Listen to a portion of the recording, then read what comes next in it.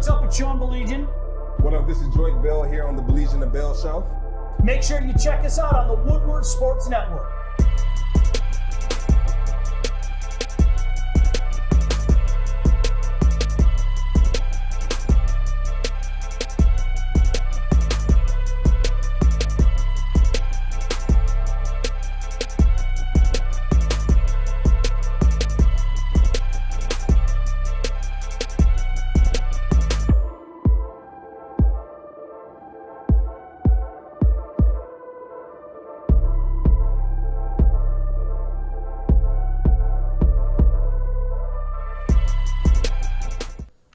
What is up? Hope you had a wonderful weekend wherever you are, wherever you may be this morning, this snowy morning. So glad you could join us. It's Baligian and Bell. Special guest sitting in today. Now, Joik has Mondays off for business for the next little while. I can't think of a better person to be in here than that guy. T. Foss in the house again. What's up, Terry?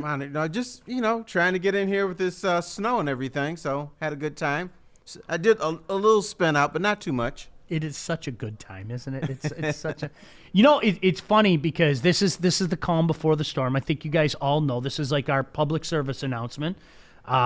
Big snow coming to the Detroit area. Now they're saying what? As much as 8 inches? 8 inches.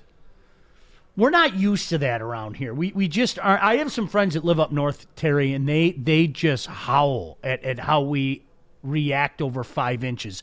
That's flurries for them way up there, right? I understand that. But it sucked driving in today, though. It did. Now, if they're going to say we're going to get 8 inches, give us 8 inches. Yep. What I don't like is the death storm alerts. Oh, death storm is coming. You're going to have to shut it down. Don't leave the house. Don't go to your mailbox. And then you get an inch and a half. Yeah. I'm like, hello? So if you're going to say it's coming, let it come. I've made fun of that on social media for years. Art, you know that. You are privy to that. It's here it is. This is the big one. Mm-hmm. It's the day after tomorrow. It's all that stuff. But here's what's interesting. What kind of world do we live in? I was telling Terry this before we started today. What kind of world do we live in where a 16-year-old girl wants to go to school tomorrow? True story. My daughter says to me, Dad, do you think we'll have a snow day tomorrow? And I said, if we get 8 inches, with the bulk of it coming later on this afternoon, right? I said, yeah, they'll cancel school. She kind of went like that. I go, you don't want a school day? I've had enough school days. It's good logic, right? COVID's going to do that to somebody, So I thought snow days were done because now they've discovered Zoom and all this kind of stuff. So I thought the teachers just said, okay, don't come to school, but we're still going to study today. They did make the proclamation out in my neck of the woods, Northville Public Schools. They did make the proclamation that they will still have snow days because they basically have an every other day thing there. I think it's A through G goes on Monday, Wednesday, Friday, and then everybody else goes on Tuesday, Thursday, and then they reverse it. So they literally had to make a proclamation that said they are still going to have snow days. Okay, well, see, I'm out the loop now because none of my kids are in school for high school or middle school or for the first time, like in forever. So I don't know what's happening anymore. You got to drive up to state tomorrow, though, right? Yeah, we're supposed to give the boy a little supply run. I was gonna get him some cookies, and I make these stupid little gingerbread things that he really loves. So we're gonna deliver that to him, but. If it's 8 inches, I don't know if I want to deal with 96. So we'll see. Yeah. But, he's all excited, so we'll probably make that drive anyway. Yeah, got to do it. Do you have four-wheel drive? No. Oh. All the difference in the world, man. I was never one of those guys, whatever. And now I'm that guy, Terry, that people yell at because I'm flying by you because I have this feeling of invincibility. I openly admit it. I was going to complain about four-wheel guy, and you're it. I am. Sorry. Now, my apologies. Ice doesn't work with four wheels. You can still spin off the road. Yep. And now I don't like when you just storm by and then my little vehicle spins around and stuff. So you're the guy I got a problem with. Shame on you. You can yell at me. I am. Listen, Terry, Christmas Eve. Do you remember Christmas Eve a couple of years ago? We got that big snow and the Lions just sucked against the Bengals. Playing for their playoff life. They suck against the Bengals. They lose. But we got like 6 inches of snow that night. And I wanted to get home on Christmas Eve. Of course. I wasted my day with the Lions again. I'm bashing my head against the steering wheel. And then you get in, and it's just mass hysteria on the road. If there was ever a day where I was guilty, it was that day. Flying down, and I do mean flying down 96 to get back to my neck of the woods. I was 100% that guy. I openly admit it. I confess my sins. If it happens again, you can kill the rest of us. I know that. I know that. But I made it home for Christmas Eve dinner, and that's the most important thing because it's all about me, right? I understand. That's our logic. That's me on Thanksgiving. Going to the Lions game, I'm pissed off because every Thanksgiving I write a bullshit column because it's a bullshit game. So you can't really write something good. And so I'm driving home. All the bars are closed and everything. So you kind of get home, and that my kids they don't care. They just eat my food, and I'm like, hey, I'm here. And it's like 6 or 7 o'clock. I said, where's my food? And then my wife has to pull out something from under the sink or something. Here, this is for you. I said, what happened to the regular? Brandon ate it. I said, motherfucker, really? He was hungry. You know what's funny? I am really looking forward to it. Is I sit here right now, I am really looking forward to not spending my day with the Lions down there. I haven't done it in so many years. Mm-hmm. And this year, as I sit here right now, the idea of like actually being at home and being miserable at home watching the Lions, Terry, I haven't done it in years. Like I'm actually looking forward to it because I haven't been to Thanksgiving Day game in 4 years. I don't really? Think. I used to go every year. Yeah, and I just show up. Damn, really?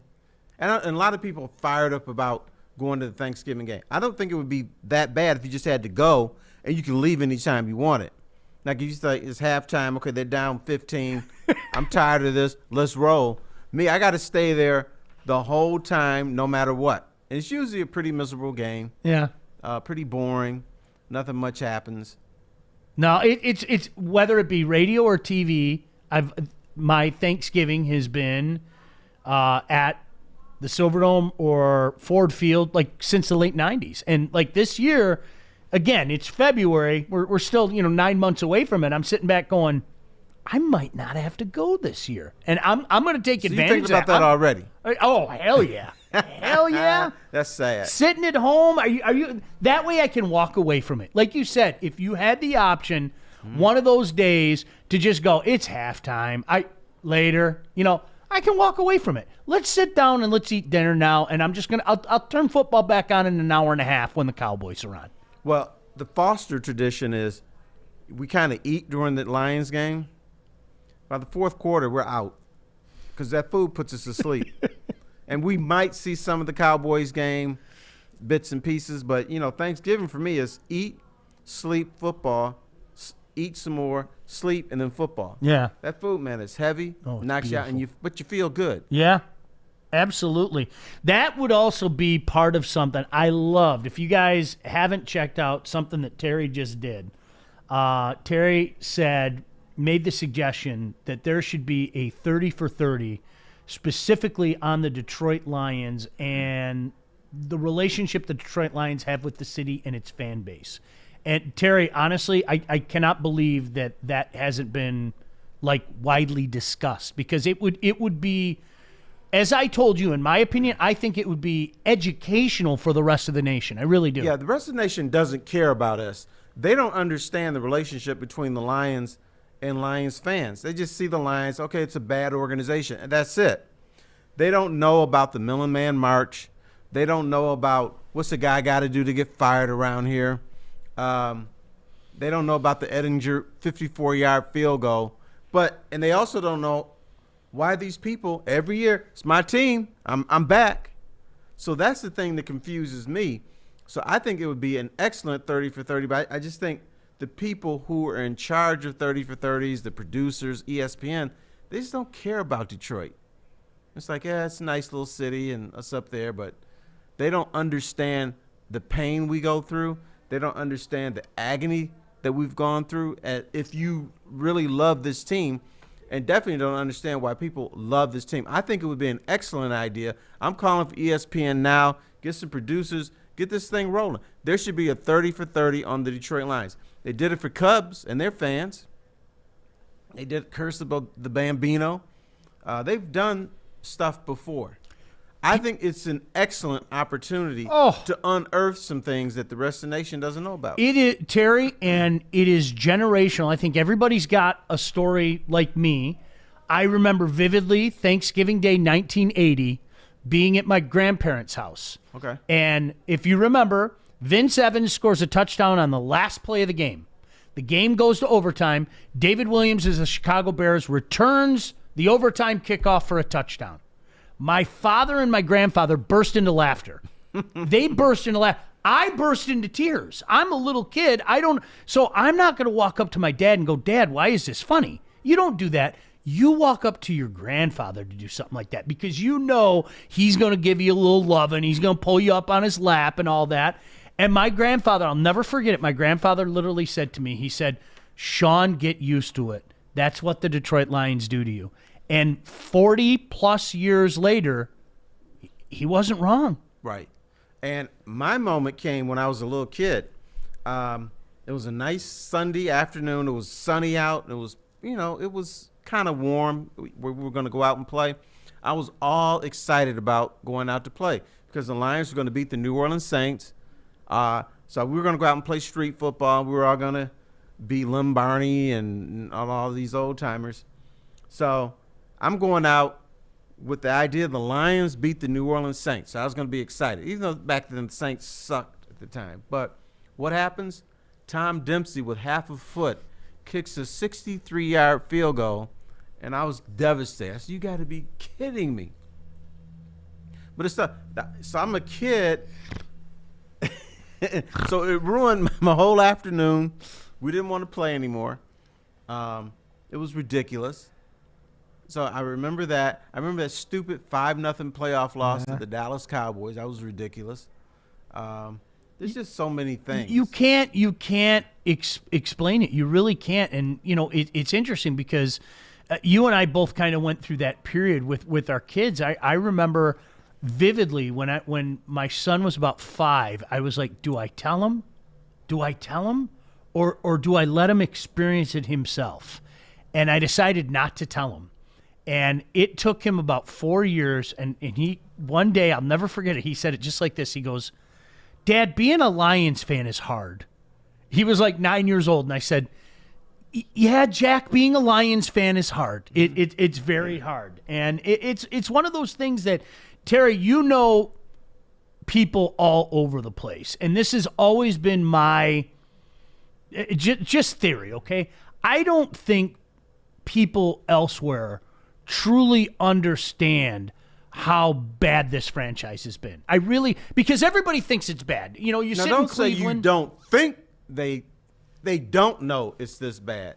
They definitely do not know it's this bad.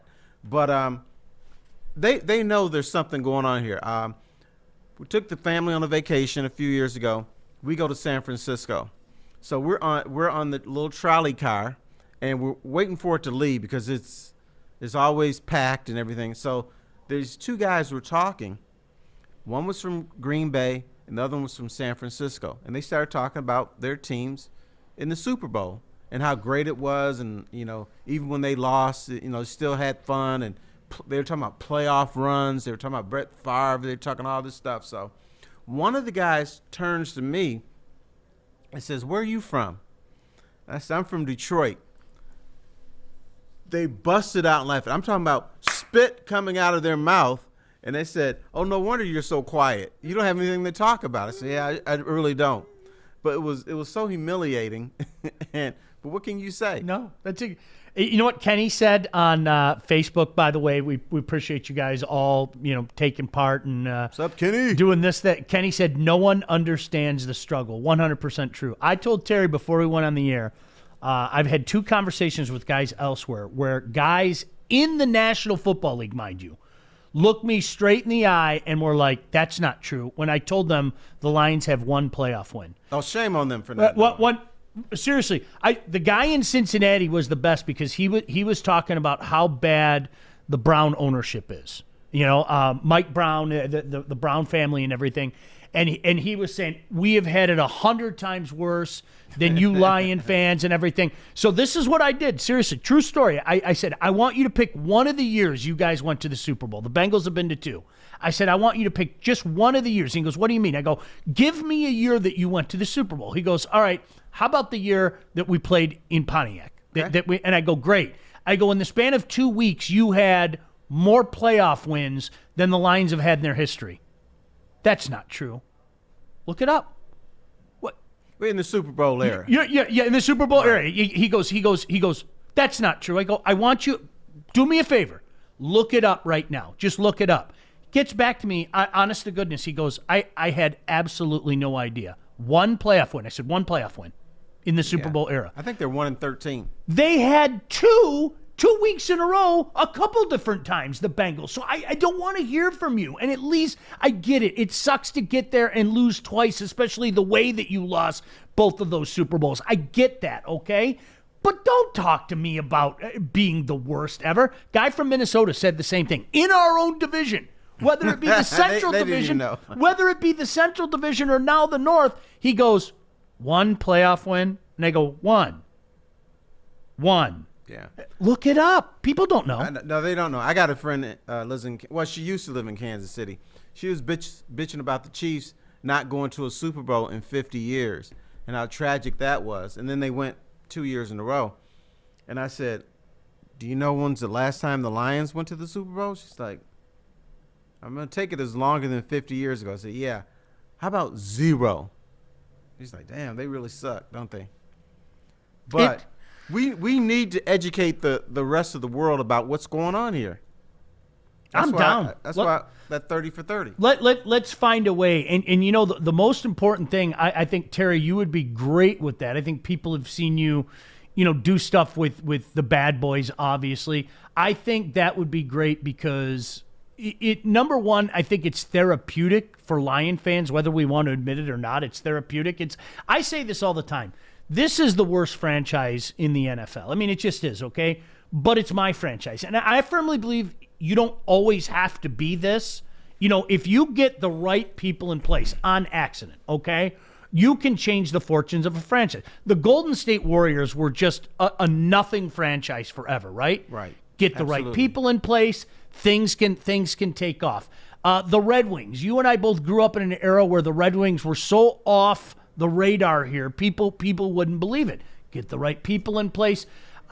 But with the Lions, we've been saying that literally my entire lifetime. Yeah. Actually, I would be a bad person for a 30 for 30 on the Lions because I don't give a shit.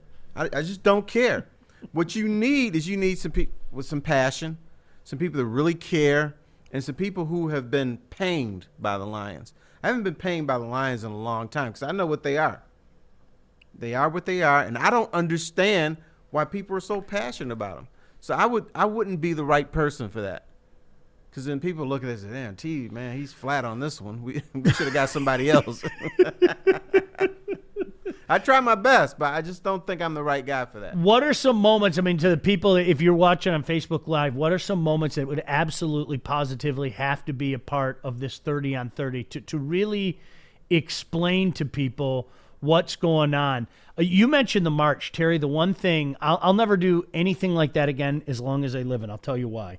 Because people turned that into what they wanted to turn it into. Do you know what that was? That wasn't boycott the Lions. That wasn't wear orange. That was wake the hell up. Matt Millen is driving this franchise into the ground. And you know what the worst thing is? He held his job for 3 more years. Yes. No wonder you went 0-16. Right.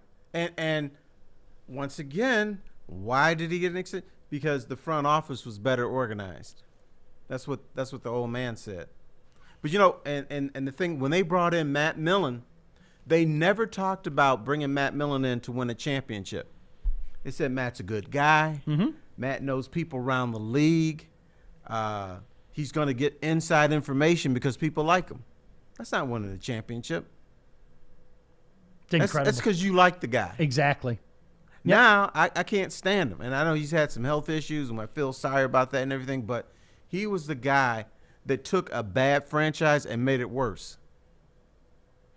People have often said to me, like, who is the worst general manager? And to me, like, Terry, I'm not being funny, and it's nothing personal against the guy. You would have to try to be as bad as Matt Millen. You'd have to make an effort to be as bad as Matt Millen was. I'm serious. Because I thought I saw the worst general manager in sports history in Russ Thomas. Matt Millen said, I can do better than that. Are you kidding me? That's nothing. We got some suggestions for the 30. In case you missed it, make sure you check it out on Twitter. Foster's blog. He put that out there. I think it's a great idea. Some people have already chimed in some moments that must be on there. For a guy like me, I've seen it for 45 years now. I mean, there are so many little moments that you just wince and you shake your head. We'll get to some of that when we come back. Some other good things to talk about. Pistons, you got to like what you saw over the weekend.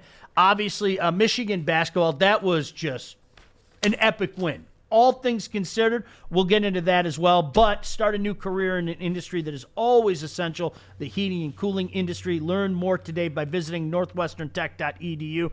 The man, Terry Foster, in the house. I'm Sean Baligian. This is Woodward Sports. Hey, it's Joey from Woodward Sports, and I am here in downtown Fenton at Bridge Street Exchange. This place has so many amazing things for guys. And ladies, this is the hidden spot that you got to come check out.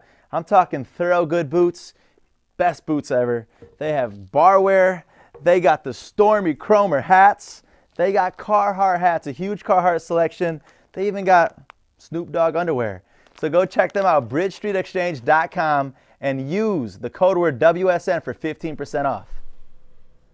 What is up? Glad you could join us again. Terry Foster, Sean Baligian here, Woodward Sports. Terry, let me get to the people a little bit right here. Somebody said, I mentioned Kenny, no one understands the trouble or the struggle. Larry said the Green Bay Hail Mary. Oh, yeah. Caldwell thought they were going to do that back and forth type of thing. Yeah. He didn't think Aaron Rodgers could reach the end zone. What a goofball. And when you see the ball leave, you see two defenders kind of like at midfield, like, okay, where's my guy? They're not covering anybody. Everybody didn't go deep on that because Caldwell didn't think Aaron Rodgers could reach the end zone from 60 yards. Hello, he's the NFL quarterback. Exactly. Duh. Steve said Calvin Johnson's game-winning non-catch. That is something you can't describe that. Terry, I tell this story all the time. I lost my mind that day, and I went to the noted NFL rules expert, my 5-year-old daughter, Lauren. And I said to Lauren, I showed her a replay of that, and I said, Lauren, did that man catch that ball? And she said, uh-huh. Right. So if a 5-year-old can tell you what a catch is, it was just, that's the Lions. It is the Lions, but you know what I think Calvin did on that play? I think he made the catch, and he was celebrating the catch. He just dropped the ball down in the end zone. Yep. And they said, you didn't catch it. I thought in his mind, I caught this ball, I did everything, so I'm just going to be cool and leave this ball here on the end zone line. And they said, you didn't catch it. I was pissed about that. Yeah. I said, there's no way you can say he didn't catch that ball. Tony said, I was at the game in the upper deck around Green Bay fans. Most gave up on the game, but of course, when it was over, they were all shocked, and I thought, same old Lions. Garrett said the no pass interference on Dallas in the playoffs. I will say this until the day I die, and I've said this to Joik. Everybody talks about that play. The one play that drives me nuts about that game is Dez Bryant running on the field with no helmet. Right. That drives me more nuts than anything else. That is not discretionary. That is not an opinion. That is a penalty. Period. End of story. But there was so much chaos going on at the time that I think the referees just lost their mind and they didn't call it. Taking the wind. I still can't. I like Marty better when he rode off in the motorcycle. Were you there that day? I was not there. Okay. There were a lot of us there. I was there that day, and I was standing next to our mutual friend, Tom Kowalski. And to say that everybody started laughing would be an understatement. Well, I'm sure they were. Like literally everybody. And at first it was kind of stifled. It was kind of, And then everybody just started openly laughing. Like, Right. Seriously, you're pulling this crap? See, Marty tried to make everyone think he was a hard ass, but he wasn't. He was a clown. And might be a very good coordinator, but not a leader of men. Let's put it that way. And then he storms off and everything, and I'm making a statement. No. If the media is laughing at you, the players are laughing at you too. Terry, I have a problem because there are a couple moments like this. Somebody brought up the win game, okay, and I'm sure you remember this. And I'm not calling anybody out as much as I'm calling everybody out because I've seen this happen a few times during the course of my life. The thing that bothers me the most about the win game is there were some people at the time that tried to justify that it was the right call. Do you remember that? Yeah, I mean, that's all the time just about.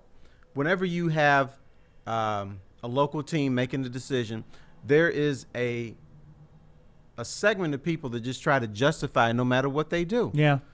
When they hired Matt Millen, I heard people, oh, Matt's the right guy. Why? Well, I don't really know because he's good on TV. That's not a reason. I remember that day that Matt Millen was hired. One of his boys happens to be one of my NBA sources. We were talking about something else, and this guy was just crying. He said, I love Matt. Matt has no idea what he's doing. He's not. You don't learn how to be president or GM on the fly. You can't do it. I know he's going to fail, and this is a very sad day for me. But Matt's getting paid. He's getting paid $4 or $5 million, so he's taking that gig.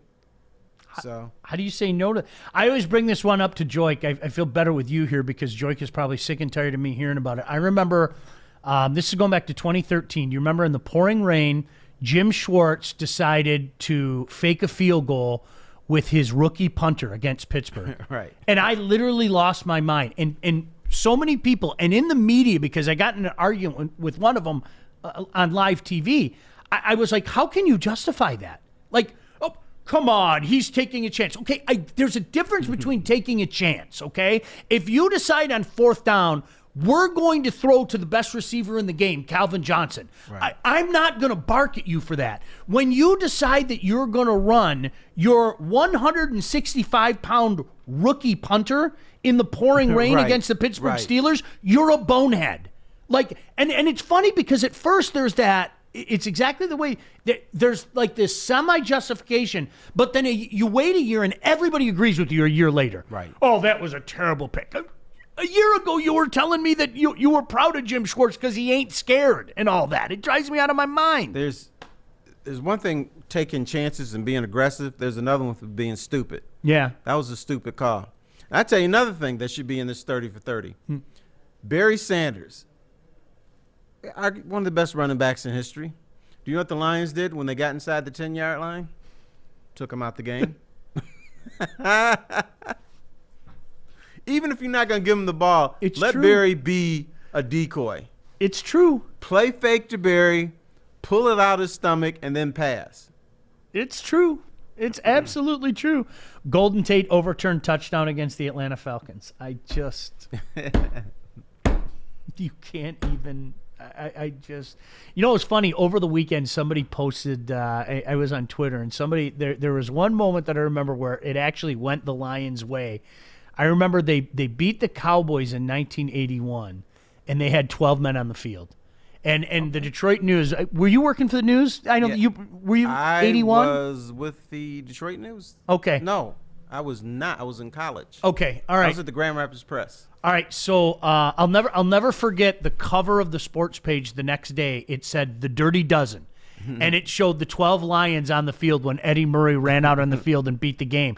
And honestly, it's one of those things, Terry, for every time that's happened, we have 50 stories of it going the other way. Right. Where it's the Lions that get jobbed like that. But if fans of teams don't remember when their team got the advantage. Yep.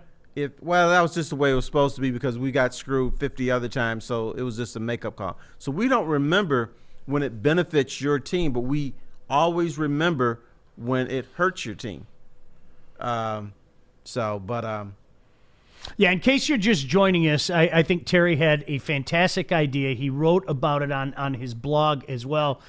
You can find that on Twitter about a 30 for 30 specifically on the Detroit Lions, just on the Detroit Lions. I know we as Detroit fans have had some head-scratching moments to be sure, but, to me, Terry, I keep coming back to this word, educating the rest of the nation on the Detroit Lions. And I love your rationale because we've seen it on the Cubs. We saw it on the Red Sox. Right. When who are they?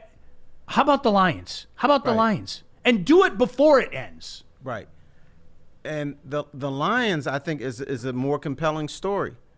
Yeah, there's Cub fans all around the nation, and it kind of became a joke. That's because the media paid attention to that. The media doesn't pay attention to what's going on here with the Lions. No. And what they would do, I think they'd be like, I didn't know this happened. Oh, really? Oh, my goodness. They would be surprised by what we tolerate here as Detroit sports fans. You were a young man in the early 90s when they got good, and I'm sure that you've had some conversation with some former Lions. I've talked to so many of those guys from those teams in the early 90s that are they don't have words to explain why they didn't win more. You were a young man. Were you jaded yet? I was convinced when 91 happened, when they went 12-4, and folks, they didn't just beat the Dallas Cowboys. They beat the piss out of the Dallas Cowboys. It was a 38-6 game. I mean, they beat the Cowboys in every way imaginable. I was convinced that it was over, that the nightmare that I had lived for my first 15 years was over. Were you like that? Did you think that it had changed? Yes, but I was jaded. I was in that locker room all the time, and those guys were saying it was over. That finally we overcame the hump. Yeah, we got our asses kicked by Washington, but we won a playoff game, and they thought it was just the beginning of more things to come. They thought it was time to go to a Super Bowl, because shortly after that, I talked to Robert Porcher about that, and when Robert was about to retire, I was in his ear saying, dude, you need to get out of here. Go somewhere, try to win a ring. It's not happening here. And he said, nah, I love it here. And he stayed because of business dealings. But, he said that I was convinced that we're going to go to multiple Super Bowls after 91. It was just the beginning. I was excited to play for the Lions. Finally, we overcame this hump.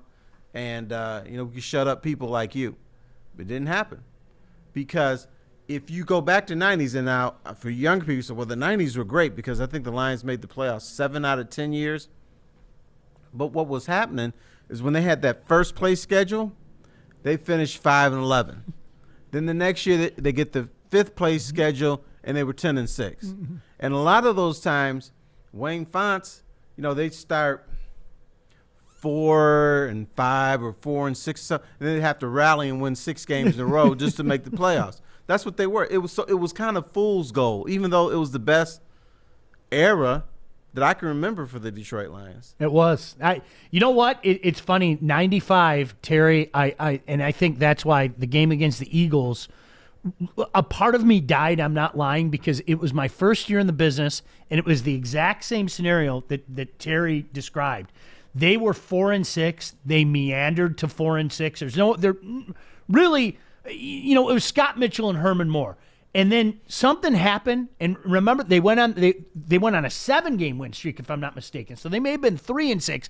They finished 10-6, and this is when sports radio was starting to really become a thing. Right. And there were national shows playing around here, and I'll never forget, after the last regular season game, people were talking about who's going to win the NFC, and they were talking on a national radio show about how they felt it was a changing of the guard. And it was the Detroit Lions term. Right. I'll never, because if you remember the years previous, it was like, ho-hum, is it going to be Dallas? Is it going to be San Francisco? Is it going to be Dallas? And people were talking about that, and I was so jacked up, and then the Philly game happened. And I'm not joking. At that point in time, the boyhood, yay, go Lions and me, died. It was over, and it's never going to be resuscitated. I knew that game was over before they even played the game. We went into the locker room, and Scott Mitchell was talking. He said, well, I'm treating it like another game. We're just going to go in there with that same game plan, and we're going to, try to beat Philadelphia. So after all the media left, I said, Scott, do you really believe that this is just another game? He said, yeah, we're not going to. I said, well, you're going to get your ass kicked, Because I guarantee you, Philadelphia is not treating this as another game. All those players are not treating it as another game because from my dealings with sports, through the regular season, guys show up and play. But during the playoffs, they're like reading. So, okay, I didn't know he went to his left when he did. I didn't know he did this. So they study their opponent, and you're treating this as another game, you're going to get your ass kicked. And he was like, oh, you don't know anything. You know, have you ever played? I get the same thing. You ever played in the NFL? No. So you don't know what you're talking about. Do you remember the halftime score? 51-7. 51-7. You know what I remember distinctly about that game, Terry? It's funny you mentioned Scott Mitchell. And those of you that remember the game, I'll never forget when he got yanked and he was just exasperated as to why he got yanked. Do you remember that? Mm-hmm. I mean, it was on television for the world to see. Word came down that he was getting yanked, and he went at Fonts and he was going, why? Why? And it's like, what game are you watching? Right. What do you mean, why? And why do you want to be a part of this anyway? But, here's what pissed me off about that game, is what Wayne Fonts said after the game. They ended up losing 57-38. Wayne Fonts, first thing out of his mouth, my guys didn't quit. This is the character of this football team. I said, dude, you're down 51-7. You don't think Philadelphia forgot about you and was thinking about the next game? You don't think that played in it? Now, my guys, they play for me. I said, dude, you lost by 21 points. But that was Wayne. He's always promoting himself. You know what? I love this idea. The more that we're talking about it, and I'm seeing so many responses from you, it would be one of those things. So now, you need to be in it. You think so? Yeah. I'll never quit them. Because you care. I do. I openly admit care. it. No, I do. You got history and you care. I do care, Terry. I openly admit it. I have no problem. I would like to believe that I can separate my care from covering the team, and I've certainly haven't been afraid to say they suck over the years, if anybody who's followed me, or do a march for that matter. But, yes, I do care. I wish – I'm not going to lie to you. I have friends that have been able to turn it off. I can't turn it off. I can't. And I think now it's only gotten worse because I see my son and me a lot. He cares. Like, one of the cool things, especially with him being away from school, and I'm sure you can relate to this with your son and daughter, is every Sunday right around 7 o'clock when he knows Dad's done working, there's that phone call. Like I see his number come up, and we have about a 10, 15-minute talk about what happened. Hey, how was the weekend? But 12 and a half minutes of that conversation is about the Lions game. See, my kids, I never subjected them to becoming Lions fans. I took my son to a game, and it was against the St. Louis Rams at the time. And he left falling in love with Steven Jackson, the running back for the Rams. We're there watching the game, and he says, man, this guy is really good. I like him. So he talked about Steven Jackson. He never talked about the Lions. My only Lions moment with him was one day there was a Jersey Day at school. So we laid out his jersey. So anyway, I hear this crying, Mom, Dad, I can't wear this jersey. It stinks. It stinks. So I thought maybe it's dirty or there's some smell coming out. It was a Lions jersey.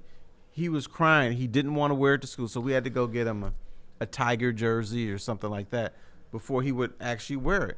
But he refused to wear a Lions jersey because it stunk. Isn't it unbelievable? I know. And he was crying. When my son was in fourth grade, this is a true story, and I know Bill Keenis knows this story. The kid that lived across the street from him, his buddy Bryce, and he were made fun of 28 miles away from Ford Field for being Lions fans. Think about that. Oh, wow. 28 miles. The other kids in school are like, you're a Lions fan? I mean, think about that. There are more kids like your boy than people want to admit around here. No, well, there's another subset of people who are Bears fans, Steelers fans, mostly, and there's some Browns fans. They have pretty good followings when they go to different sports bars. They have Steelers bars, they have Bears bars. So when we're watching the Lions, they're watching their teams play, and I think it's more prevalent in this city than it is in most other cities. It's like I'm done with them, and when people tell me they're Lions fan free. for the most part, I don't believe them. I don't believe it either. But there are some people who are lying. Oh, sure. Yeah. You know what? And Steve, you brought up something that this equates to me. Steve said, I stopped letting them ruin my day a few years ago. It wasn't worth it. Terry, when I was doing the postgame shows on a former radio station, I would come home from work and I would notice my kids were like, they would like look at me like right. And I was like, I can't do this. So, that's when I came up with cider mill moments. Like literally, I have two choices. I can sit around and marinate at 40 years of frustration about this football team, or I can put a smile on my face and go, kids, let's go to the cider mill today. Some of those donuts. You had to escape. You had to escape. And so there are moments like during games now that somebody will tweet at me and go, okay, I'm heading to my cider mill now. Because it's like, I'm not going to let you do this to me. Not today. Today I'm going to defeat you. But you know what traps me? The journalist traps me into watching the Lions. Because no matter what they do, no matter how bad they are, it's still the best story in town. Yep. Because people care about them so much. That makes them the best story in town. So I watch every game from start to finish. They could be down by 3 touchdowns. I'm still watching just to see the comedy. Just to see something weird happen. Terry, that is such a true statement. I remember a former coworker of yours, Joanne Gerstner, did an article a few years back when we were working in radio. And, she asked me, she said, all right, it's the middle of July and all anybody wants to talk about is the Lions. And even with the Tigers having a magical season, everybody wants to talk about the Lions. And I said, it's radio gold. The Lions are radio gold. It's gold on this show. It's gold on television. There's something about the Lions and this city that, and this again, Terry, goes to why I cannot believe somebody hasn't jumped all over this. There has to be a documentary between really the love-hate relationship with the Lions in this city. Yes, and why some people just never give up. This is my team till I die. And I run into those people and I ask them one question. When you say, I love the Lions, I'm never going to abandon them. I'm saying, okay, tell me one thing they've given to you. And I get this. It was that game in 72 that they won. I say, okay, so they won a game. Big deal. What have they given you? I don't know. And I said, well, dude, why you sweating It's us? such a one-way street. It is You a put one-way it street. that way, it's a no, one-way street. Here's the thing. Now, people here don't get angry with the team. They get ballistically pissed off. And here's the cycle. Every, I would say, April and May, we're behind the Lions. They just made a draft pick that I like. They signed a couple free agents that I like. And then what the NFL does, which is smart, is they have these guys work out with no pads. And so they look a little bit faster. You can see the muscles in their stomach and arms and everything. And then by September, it's a frenzy around here. They're going to make the playoffs. They're going to win the playoffs. They might make the Super Bowl this year. So you get this cycle. And then by October, it's like, fuck it. I'm done. I'm never, ever going to follow this team again until April. And they get you again. All right, and I'm going to be that guy right now. Before we go to the break, Terry, I'm going to ask you a question. I want to hear your response when we come back. I believe that for the first time in my lifetime, I think the Lions brass gets it right now. And I'll explain to you when we come back, and you can tell me if I'm being 10-year-old Sean again or if I'm being realistic here. Because for the first time in my lifetime, what I see the Lions telling everybody right now, in no uncertain terms, is we realize we're a wretched franchise. We realize we're in a bad place right now, and we're going to suck the next 2 or 3 years to get good. So that's why I think it's different. Now, you tell me if I'm being hopeful Sean at 10 years old who's yelling at his grandpa, no, Grandpa, they don't stink. They're not what you say they are. Terry's going to play the role of my grandfather and Joik Bell when we come back. So glad you could join us right here on Woodward Sports.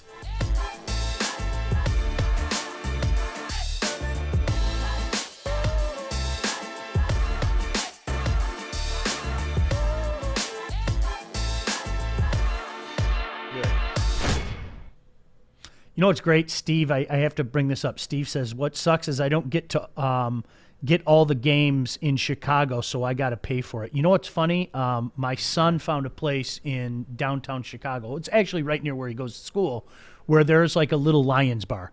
And there are a bunch of guys that go there on Sundays because misery enjoys company. Yes. So those guys, and so he found a way to get in with this group, and they go watch the Lions every Sunday. Isn't that funny? If I lived in Chicago, I'd go. Yeah. To hang out with them. Hey, I never turn down a few beers and some pizza. I don't care what we're watching. We could be watching Sex and the City. I'm there. All right, so before we went to the break, and this is where you're going to have to be the voice of reason here, Terry. Honestly, for the first time in my life, the Lions are basically telling people without saying it, and I know a lot of people don't want to hear it, we're bad. We've been a bad franchise. We're a bad team right now, and it's going to take 2 or 3 years to fix this.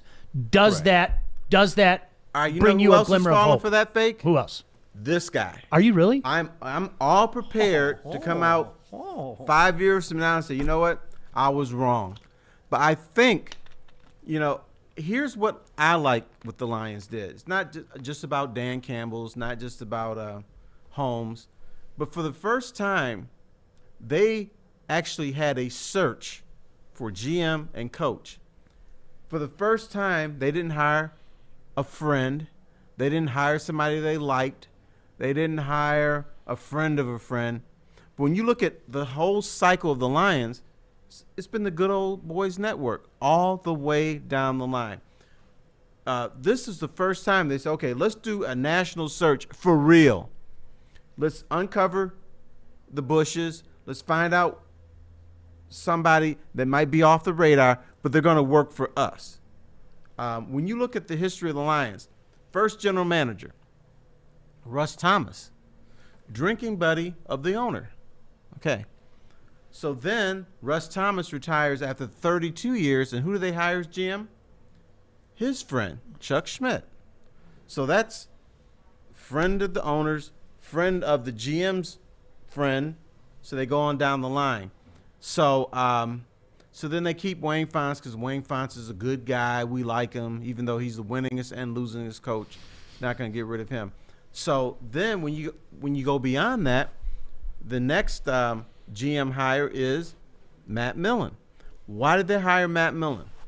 Matt's a good guy. When we have meetings with Matt on Thursday nights for the game, he's a hell of a guy, and we have a good time with him. So let's hire him. So then you go from Matt Millen, and who does he hire?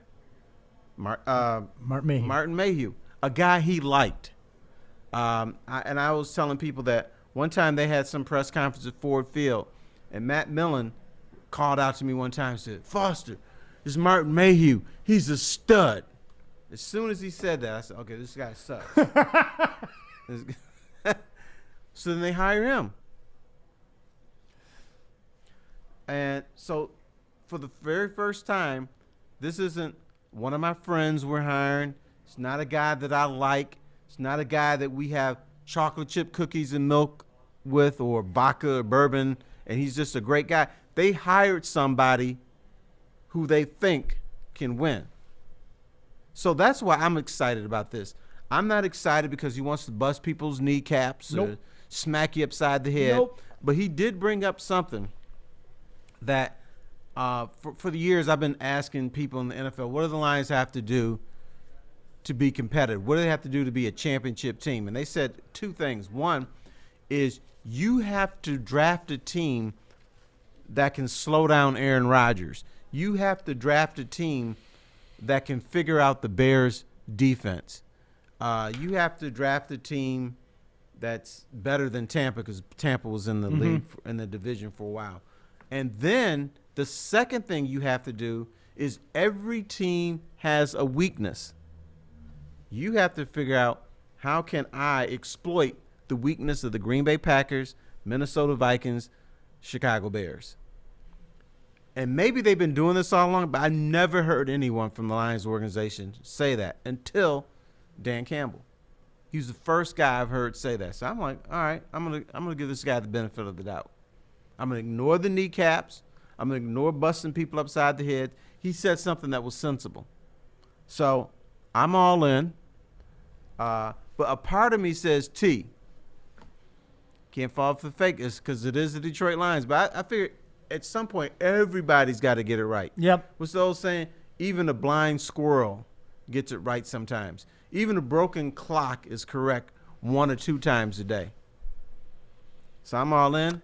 So you can make fun of me. No, Terry, I'm telling you, I really do. God forgive me. I really think it's different. Do you know what I like the most is when they were talking about 2 or 3 years from now. They weren't talking about what they're going to do next fall because they aren't going to do next fall.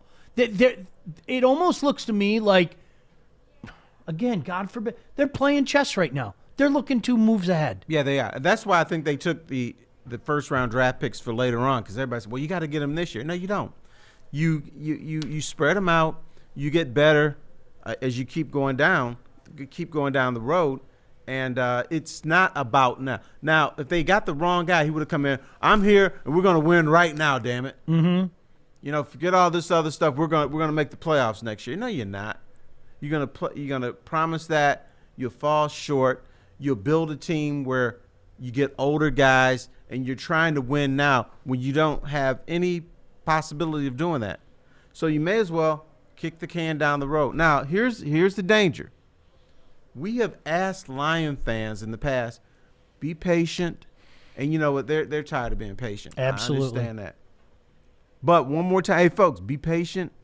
You're gonna have 1-2 couple years of terrible. It's gonna be terrible.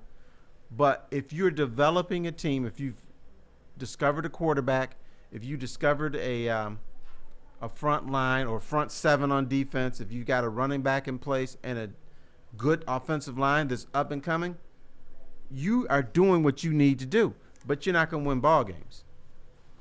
You know, and it's interesting because, Terry, here's the thing. When you say that in February, people groan and go, ugh. But I firmly co-sign and agree with what you were saying. Something happens in the summer. I've always called like August crazy month around here, okay? Right. And what I mean by that is if you're a Michigan fan and you've been pretty realistic about where you are, I think this is the year that Jim Harbaugh needed. This offseason with everything that went on, you know damn well that they're probably at best going to be an 8-win team, but you add 2 wins. Mel Tucker got his guys. You know damn well they're probably going to be a 6, maybe 7-win team, but you add 2 wins. And the same thing can be said for the Lions. It happens year after. Yeah, who says the Lions have to be 5-11 right now? I think this team can compete. So people don't want to hear that now, but when August comes, when September comes, we're all sucked back in. A majority of us are all sucked back in. It's NFL. It is. Here's a sick thing I do during the preseason is I go to other newspaper websites and they always ask this poll, how many games are the Jets going to win? How many games are the Rams going to win? How many games are the Dolphins going to win? You know what always wins? 10-6. Mm-hmm. Every team is going to finish 10-6. That's humanly impossible. When you think about it, look at the mathematics of it. It's impossible. But everybody thinks their team is going to finish 10-6. Unless you're Pittsburgh or Kansas City, then you say 11-5 or 12-4. But no one says, my team's going to finish 5-11 or 4-12. I mean, you get pockets of people that say that. But the vast majority of people, shit, we're going to the playoffs and we're going to kick somebody's ass. Watch. The Detroit version is Killer spitting out 8-8. 8-8. And boy, if I had a dime for the amount of times I heard him spit out 8-8, it's other places. That's what you do. You think 10 wins here, 8-8. It made sense. Yep, made sense for him to do that. Hey, I want to get your take. We talked about this on Friday. Chris Doyle. At the time, Chris Doyle was still a member of the Jacksonville Jags. Joik had some great comments about it and, what that might mean for the locker room because my man had some issues in Iowa. We'll put it mildly. But I thought you had an interesting spin on it, Terry. Yeah. Urban Meyer, first of all, Urban Meyer needs to understand this is the NFL and not college where you can do anything you want. You can't bring in a guy that took a $1.1 million buyout for being racist and then bring him into an NFL locker room. somebody would have kicked his ass at some point if he tried that stuff in the NFL. And Urban Meyer's like, well, I vetted him out. No, this is my boy who I like. I'm going to overlook all his flaws. He's just going to work out. No, it's not. It's not going to work out. So he resigned, which is probably the smart thing, because I swear somebody would have squared up on his ass and beat him. You can't do that in the NFL. And why would you want to hire somebody as your strength and conditioning coach who's got racist problems? It doesn't make sense. Urban Meyer, you can't do everything you want. And I'm glad he's not here in Detroit because everybody wanted Urban Meyer to be their coach and everything. He doesn't get it. He doesn't get the NFL, so he'll probably be Nick Saban in Miami. He'll be all these other guys that were paraded about in the NFL, college guys who didn't quite understand that. Sure. That locker room is a lot different. These dudes have opinions. These dudes are angry. These dudes, I understand they don't have guaranteed contracts, but somebody would have squared up on him because he's not an assistant coach or he's not an offensive coordinator. He's not the head coach. Somebody would beat his ass. You know what's interesting, too? You brought this up earlier when talking about, kind of the lineage of what transpired here in Detroit. His initial explanation, trying to tell people why Chris Doyle was the right choice, was absolutely positively what you were talking about. What did Urban Meyer say? If you remember when the heat started to come down on Friday, what did he say before the resignation took place?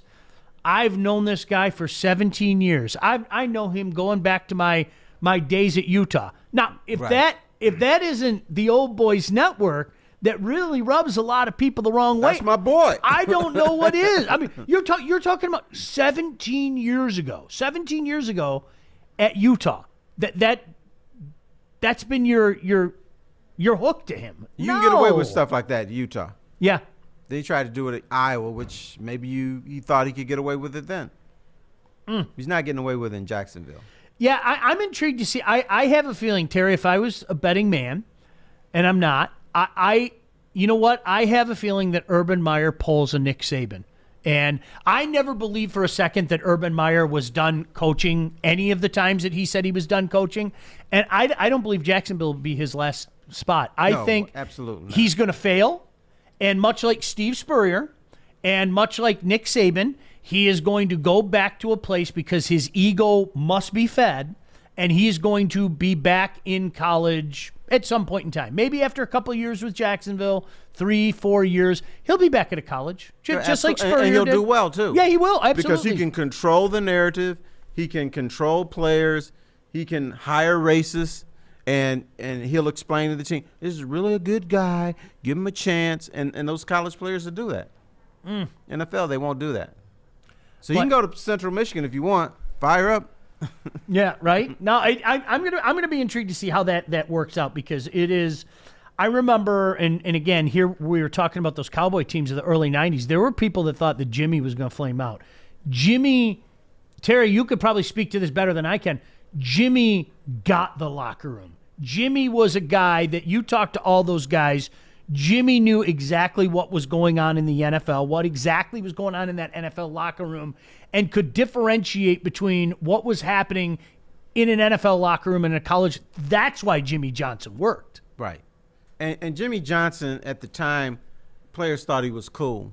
He had the hair that didn't move, and he would let players do what they wanted to do. Because here's what fans want. They want a coach that comes in here and motherfucks everybody and is tough. And Jimmy Johnson wasn't like that. He's like, guys, what's up? And here's the thing the Lions have not understood. And Jimmy Johnson understood. These guys are not employees. These guys are not his players. They're partners. You have to treat players as partners if you want to win. If you want to stick your foot on their neck, yeah, you can do that too.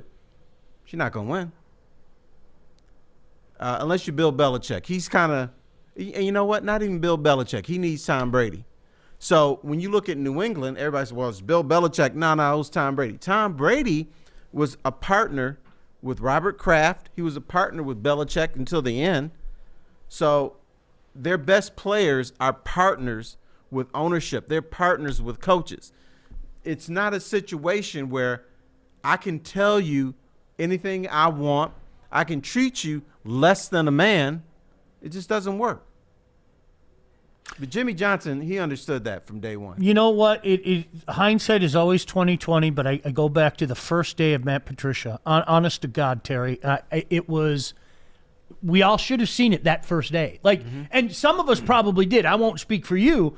We all should have seen it because the way he went off on those guys that first day at camp, that doesn't fly. It doesn't fly, and they didn't respond, and we saw it that first game. Right.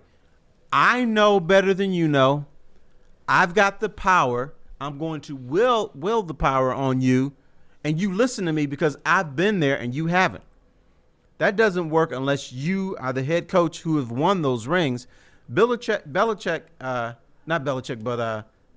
tried to be somebody he wasn't. And when he got the job, first thing I was told by my NFL people, he cannot come in trying to be Bill Belichick. It's a big mistake. If he does that, he's going to lose that locker room. And that's exactly what happened. Yeah.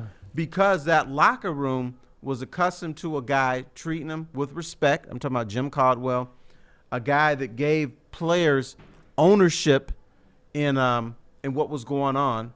Now, he wasn't the perfect coach, but when you come in and try to tear that apart and be the exact opposite in that locker room, it wasn't going to work. It may have worked somewhere else. Wasn't going to work here. Yeah, it was. And you know what? I don't know how many conversations you had with him.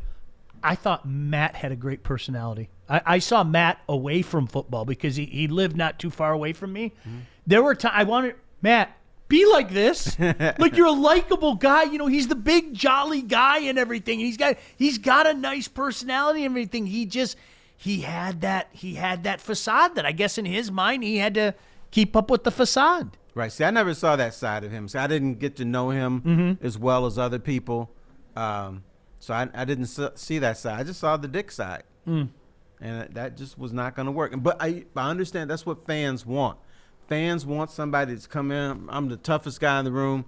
But it just doesn't work in sports. It works in college sports, but for the most part, it doesn't work in the NBA, doesn't work in baseball, doesn't work in football. It's not even working in the NHL anymore. No, not at all. Ask Mike Babcock. I mean, that just he is he's got a really bad name right now. I'm not sure he'll rehabilitate that. I got to be honest with you. He can't change? Yeah, I don't think he can.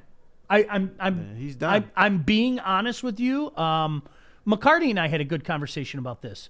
His sorry, not sorry kind of told me that he can't change. Right. Because it was a sorry, not sorry. There's no other way to say that. And I'm going to say the same. Mike Babcock, away from the rink, is awesome. I really like Mike Babcock. I really, truly, I don't think he can change. I think his belief in himself and the belief that in the way that he does things, I got the impression, and I'm sure you saw his sorry, not sorry. I got the impression that he almost cast himself as I'm the victim light.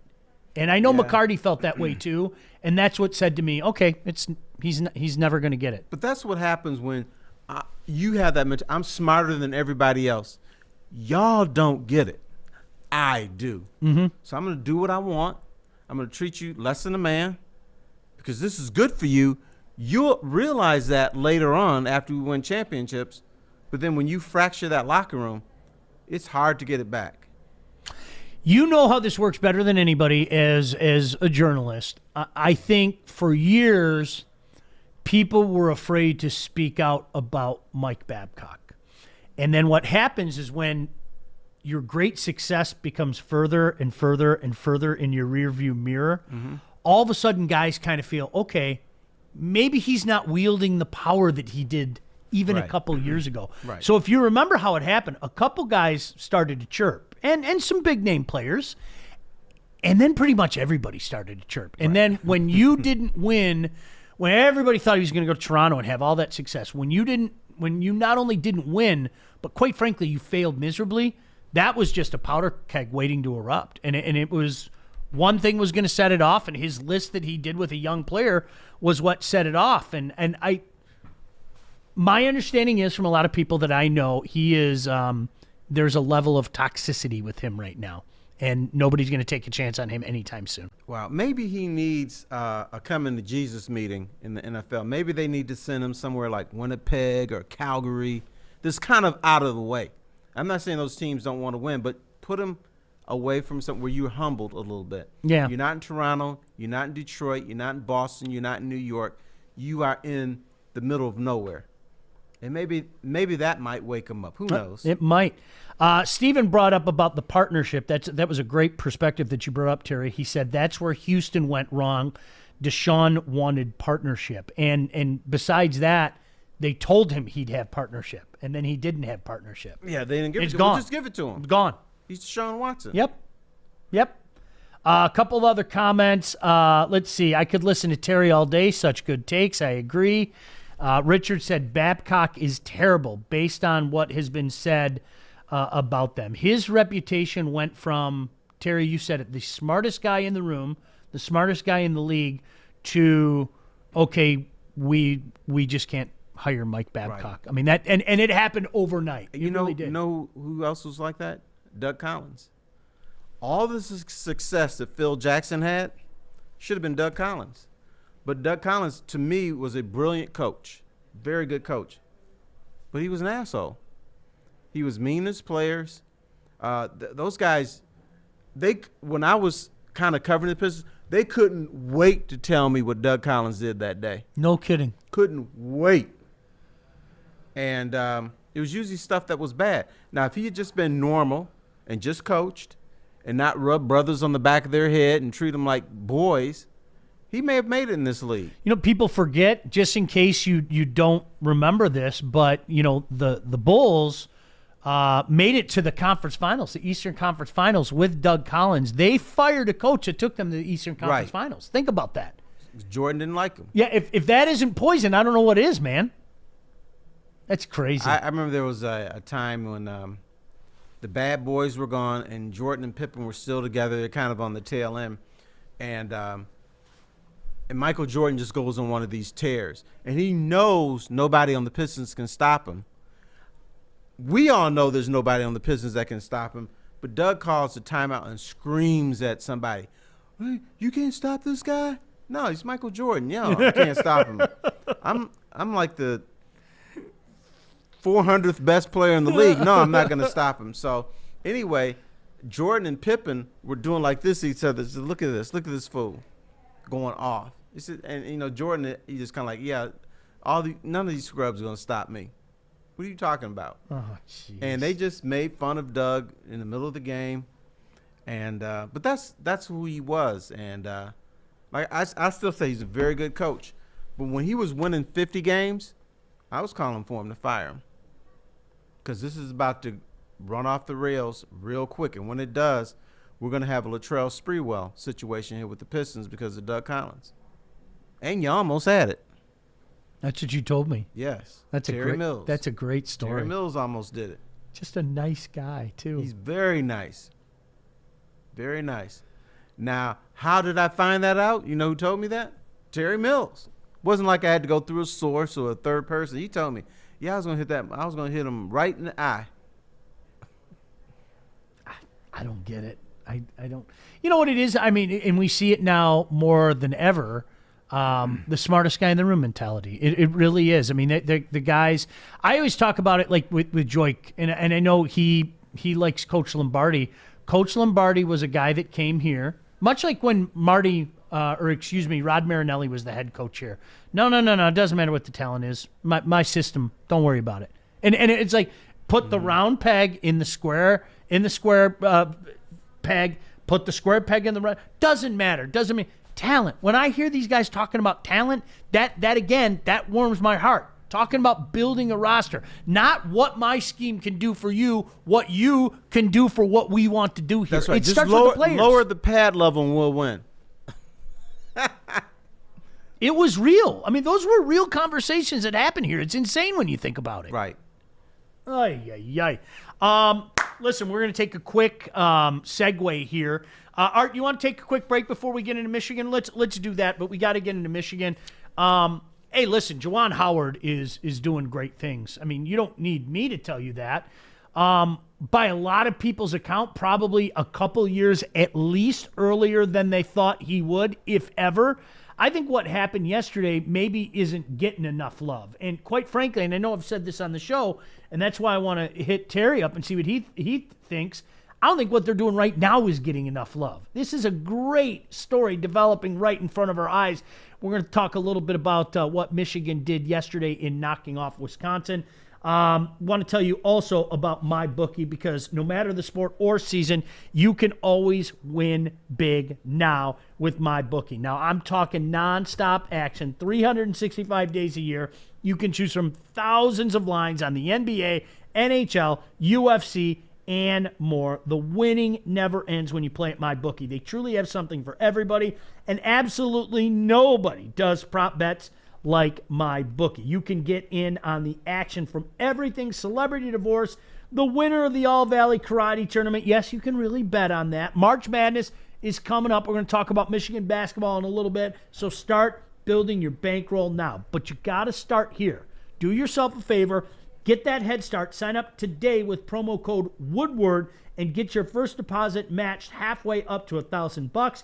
That is free cash credited to your account instantly on top of your deposit. The best part is you always have access to the action, whether you're at home or on the go. Visit mybookie.ag today and use promo code Woodward to grab yourself a deposit bonus. Bet, win, and get paid at MyBookie. Terry Foster sitting in for Joyke Bell. I'm Sean Baligian. So glad you could join us. Snowy Monday. Be safe out there.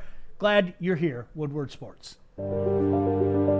I'm looking to bring on another HVAC tech right now. We're recruiting 5 to 10 techs a month. We're looking to grow and expand. Every new tech we hire is from Northwestern Tech. The hands-on training is fantastic. They're always my first call. We love hiring Northwestern Tech grads. They come out trained and ready to work. Our program is only 10 and a half months, and our next classes are starting soon. So why wait? I'm looking to hire Hire a graduate of Northwestern Tech. Northwestern Tech. Northwestern Tech. Northwestern Tech. You know, one of the things that I loved in recent years, and this is just one man's opinion, I don't know if they did it on purpose, but I think they did it on purpose, Terry, is at the tail end of the previous regime with Coach Baligian and Michigan basketball. Do you remember they came out with the T-shirt that said, "Do more, say less"? Yes, I remember that. They had a bunch of them. Something Yes. along that lines, right? Personally, I thought that was a shot across the bow of the SS Harbaugh. I really did. I honestly, I felt that way. And I was surprised that more Michigan fans didn't go, yeah, wait a second. Why are we talking so much about what Harbaugh isn't doing, and we aren't talking more about what Baligian is doing? Juwan Howard to come in here and do as he's done in such a quick amount of time. Terry, I'll ask you. It doesn't surprise me because, honestly, I thought from day one, I thought it was a perfect hire. I really, truly did. I can explain why. But are you a bit surprised at where they're at right now? That they're in first place? No. I thought he was the right hire for this reason. And let me tell you, I live in a Spartan family. Mm-hmm. And when Juwan Howard was announced as coach, they were just, ha, ha, ha. What are they doing? They're just hiring a guy that they like and blah, blah. Here's what I knew about Juwan Howard. And people don't know this. He's a nerd. He's a little book nerd, puts on his little glasses, and he reads a lot. And what they did with him in Miami is they put him under the tutelage of Eric Spoelstra and Pat Riley. And they tucked him away, and they taught him basketball. They taught him how to be a coach, even in his last, I would say, 3 or 4 years as a player. He was learning. That was their thing. So Miami was going to produce a coach, and it was going to be Juwan Howard. So when he got the opportunity, I said, oh, this dude needs to go to Michigan, because I didn't think they would hire him because of the whole Fab Five fiasco, though, that they would lump him in with Chris Webber and the boosters stuff and everything. But Juwan Howard stayed out of that. I'm not saying he didn't get any money, but for the most part, he was out of that whole fray. And they were getting a guy who was a Michigan guy. Hate to use that phrase, but they're also getting a guy who's a little bookworm and would introduce things in that program that they had never experienced before, and not to mention recruiting. Juwan Howard can tell you, I'm going to get you into the NBA. So guys, okay, I'll go there. And so I thought he was the perfect hire. My little Spartan family's not laughing anymore. They're like, oh, maybe he is pretty good. But that's why I liked him, because I just knew the bubble in which he was under in Miami, that they were going to produce a coach. Juwan Howard basically said, yeah, I want this. And they said, we're going to give this to you. So if you're learning under Pat Riley, I don't care who you are, I'm going to hire you. You're a smarter man. Mm-hmm. Yep. Terry, I felt the exact same. Like day one, and even I think people know which side of the fence I'm on. I was look out. I mean, he gets it. He is a guy that, we have mutual friends. I'll leave it at that. Everybody talk about what a character guy he was in the mid-'90s while he was still at Michigan. There were a lot of things that were going on that he had nothing to do with. I mean, he's a good guy by all accounts. And this was the perfect timing for him. The question is, I guess for me, is did we know it'd be this good? I mean, this good, this fast is kind of like, this is a team that can go win. Before we go nuts, all right, let's let there be some staying power. I mean, last year wasn't the greatest year. It was a good year. But now we've got a weird year with COVID, where there's a lot of programs who are struggling. And Michigan is one of those teams that's struggling with it, too. They hadn't played in 3 weeks. It's incredible. But they took their lumps. They were tired. I was reading stories where, you got that feeling in your lungs. Well, your lungs are down here. You get that feeling in your lungs like, oh, damn. And they got through that, and they beat Wisconsin, which is a tough win on the road. Wisconsin's a good team. But we need staying power, because we need to see if they're going to win a Big Ten tournament. We need to see if they're going to make Final Fours. So what's happening is great, but you need staying power before we say, okay, everything is cool. So let's see how this season plays out. And the other thing is, does Michigan even play in the Big Ten tournament this year because of COVID? Now, there's an interesting, I saw a poll that somewhere between 25 to 30% of college coaches said that they don't want their team playing in their conference tournament because of COVID. That they're afraid that it's more opportunity to catch it.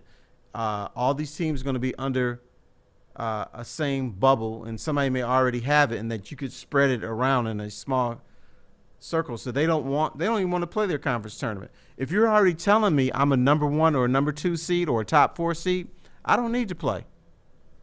Michigan State needs to play in the conference tournament.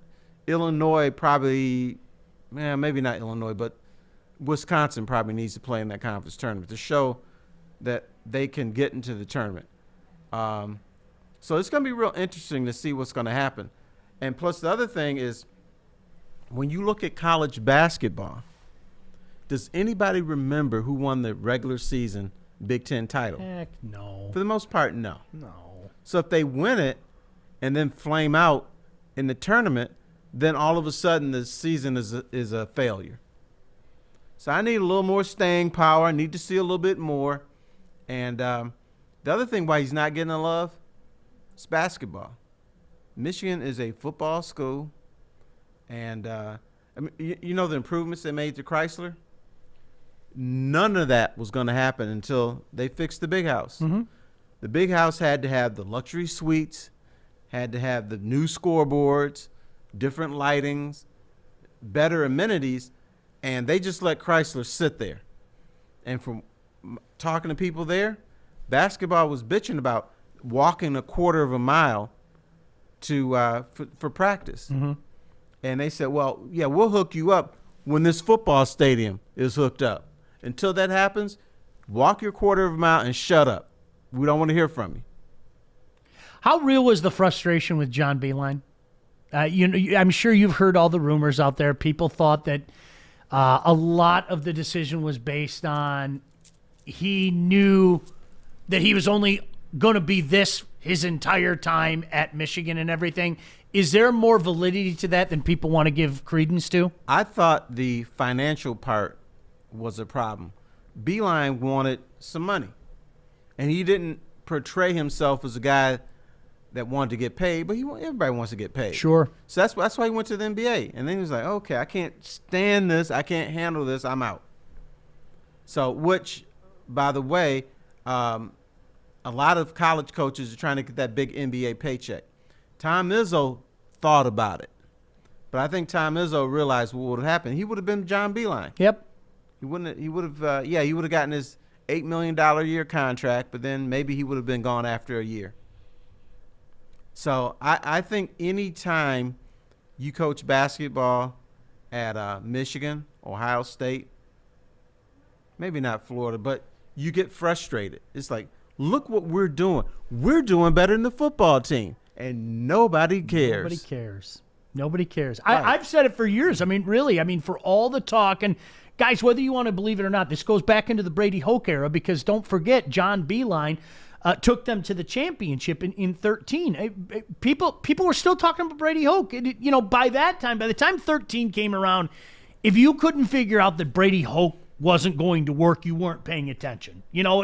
I know people finally had no choice but to accept it after 14 when they really fell flat on their face. But to me, Terry, Michigan basketball continues to do what Michigan football has told everybody they're going to do for 20 plus years now. Really, right. They have. It's taking care of business in their own backyard, taking care of business against their rivals, making deep runs. Now, not going and winning it all, but I'm a firm believer it starts in taking care of business in your own backyard, winning the conference, getting those high seeds, and making those deep runs. And they need to beat Michigan State. Yep. Beat Michigan State, make a couple Final Fours, win a Big Ten tournament.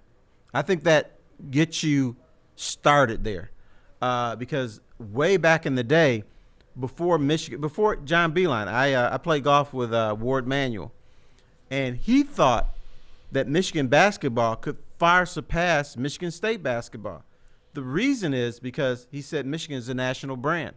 When you look at Michigan State's roster, for the most part, they're getting guys from Michigan, Indiana, Illinois, from the Midwest, and now and then they'll get someone from California, and but for the most part, they are a regional program. And he thought that if they got the right person in there, which probably is Juwan Howard, now they can recruit the country.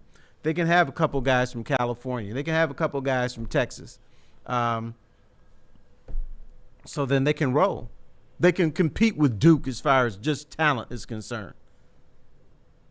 And now he's got his guy in place. Let's see if it plays out. You can't. You know what's interesting about that? This is, gosh, I'm going back about 10 years ago when you and I probably were privy to this conversation on sports radio. Has Michigan State football passed Michigan football? That's not something that happens overnight. That is a period of years where we have to do that. I say it all the time around here. People still look at Michigan football around here, and a lot of the diehards, like they're something special. They haven't been special in a long time. I'm not being mean. You haven't been able to win your own conference in 17 years. You know what I mean? So I know that some of those conversations are going to happen, but let's put it this way. I'll talk about right now. These are two programs that look like they're going in vastly different directions on the hardwood, Terry. Make no mistake about that. Right, but once again, could be an aberration. Michigan State has a very good recruiting. We're talking about Yep. They have a very good recruiting class. This year, I'm not going to say don't pay attention to it, but this year is just weird. There's been over 1,000 college basketball games lost. Some teams have shut their programs down. Michigan shut it down for 3 weeks. State, I think, had to shut it down for 2 weeks. So this is a strange year. But the bottom line, they're still going to crown somebody the champion. Somebody's still going to go to the tournament, and somebody's still going to win it. So I think you can – I think it's dangerous to make long-term assessments by what happens this year. Celebrate what you're doing, but don't say, well, this is going to be the case next year or the year after or whatever. Agreed. So it's just a weird year. Obviously, none of us have ever seen this. Yeah. There has been so much world turned upside down. I remember talking to my son in 2008 or 2009, and I had said to my son, I've never watched Michigan State beat Michigan 2 years in a row in football. And he looked at me, and he kind of did one of these, like, all right, Dad, you mess with me a lot. Are you messing with me? And I said, son, I have never watched Michigan State beat Michigan 2 years in a row in football. I've never seen it. So, you know, when they won that game in overtime, and then they did it again in 2010. Then they did it again in 2011. And then you have Michigan State winning multiple Big Ten titles and going to a playoff, and Michigan struggling. It really was a world turned upside down. Like, my son is 18. He expects Michigan State to beat Michigan. Because I would tell him about back in the day how they used to just mollywop Michigan State, make fun of them, smack them around. And he was like, really? I said, yeah. But I have to understand, I'm 60-something, he's 18. Yep. So what he sees is like this last year when everybody said, well, Michigan is going to beat Michigan State and, you know, it's not going to be close. He's like, well, why is everybody saying that? Well, because they think it's going to return to the new world order. Yeah. So he expected Michigan State to win that game, and they did. But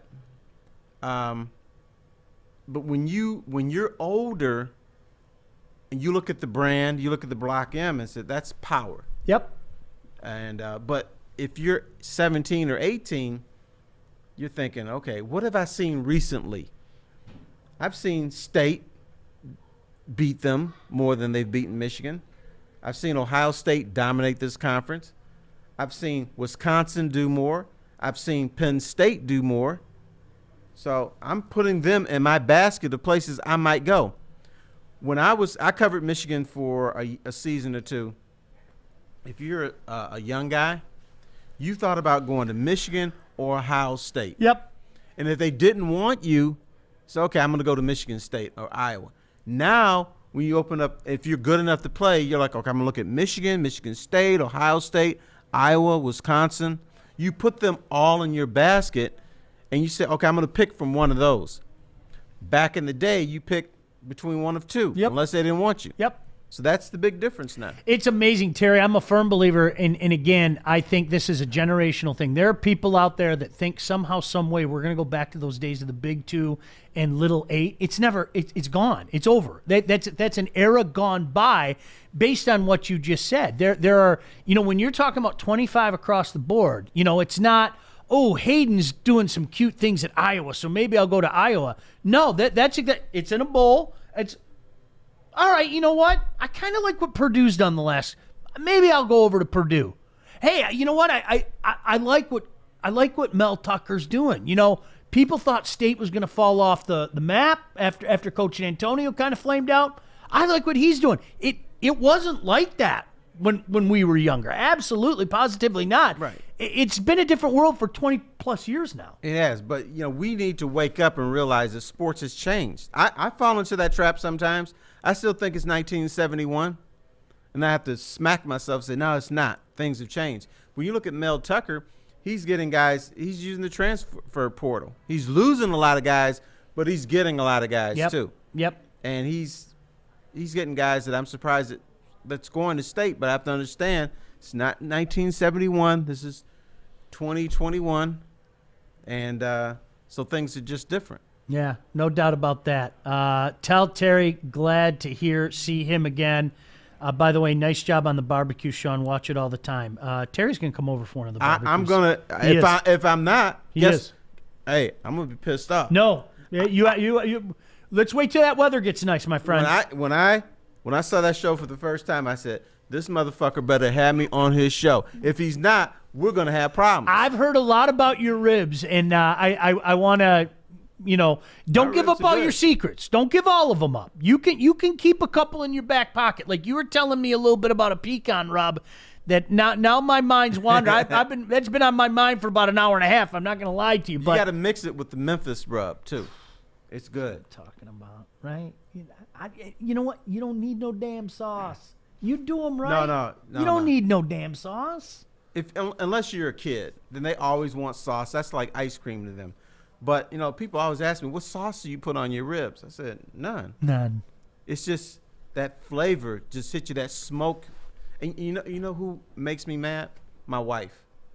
When I make my ribs, she starts on it. She says, "Oh, I see red in there." I said, "Baby, that's called a smoke ring. Wake up. I can't have you going around talking about the ribs are raw. They're not raw. That's a smoke ring, baby. Every time I cook these babies, they're going to be on there." And then she eats them and says, "Oh, yeah, that's right. These aren't raw." I'm like, duh. See, look who chimed in. Our buddy, the butcher, my partner Dave from the butcher. He goes, "Teach me, T." Maz always asks where the sauce is. No, you don't need it. You do it right. You don't need no sauce. No. Maz is a cute guy, but he's a sloppy little guy. He likes to get sauce all over his shirts and everything. But you know what? Hey, since we're bringing up meat, it's like steak. If you make a good steak, guess what you don't need? A1. You don't need Why do you A1. need that? Right. You put A1 on if you take a bite of the steak and say, "Oh, my, this is not very good." Or what's that? The Heinz 57 sauce. I don't need that. No.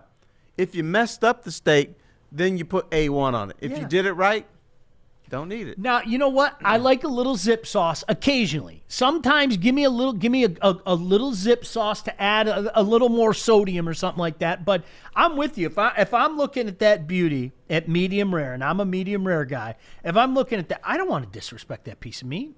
That's disrespect to that piece of meat. That piece of meat did great work going to medium rare right there for me. Why am I going to put some sauce on? But now, being a brother, I can't do medium rare. You can't do medium No, rare. we don't You do. brought that up before. No. There's that skit on Saturday Night Live. If I see one speck of red, it's going back to the kitchen. Now, I'm not like that, but I need at least medium to medium well. I can't do the medium rare. I can't. It's just not in our MO. Now, Steve brought this up. Steve said, "I love Montreal seasoning on my steak." See, you can do that. When you're going on the grill, I don't have any problem with you put whatever you want in there. Don't douse it. Whether it be a Montreal or whether it be, whatever you want to put. Yeah, you do that. Some people almost do the Texas thing, T, and you know what? I'm just going to put a bunch of pepper on there. To me, it's like, well, give me 8 hours. I'll make you a damn brisket. But yeah, there's a difference between putting a little seasoning on there while it cooks. Yeah, you got to dry rub and some sauce. Yeah, you got to. Absolutely. Absolutely. I have no problem with that. In fact, that's the fun of it, because you're trying to figure out what is going to make this piece of meat great. Yep. If I just stick it on there, it's going to be good, but I want to make it great. I want to make you go, good. So what? It's kind of like being the mad professor. What seasonings am I going to mix together to make this thing great? I got to, you know what? I got to have you come over when we do our next steak day, because the chef, again, my partner on the Woodward Sports Smoke Show, makes a mean steak. Not only is he a butcher, but he was a chef. Terry, I'm not joking. The best steak I've ever had. He made me a wet aged steak, and I'm telling you, it was one of those things like you put it in your mouth, and you always hear meat butter. It was meat butter. Mm-hmm. It melted. It was like, and I looked at him. I go, okay, cool. That's the best bite of steak I've ever had. Okay. It was just absolutely perfect. Have you ever been to Burns Steakhouse in I have Tampa? Not.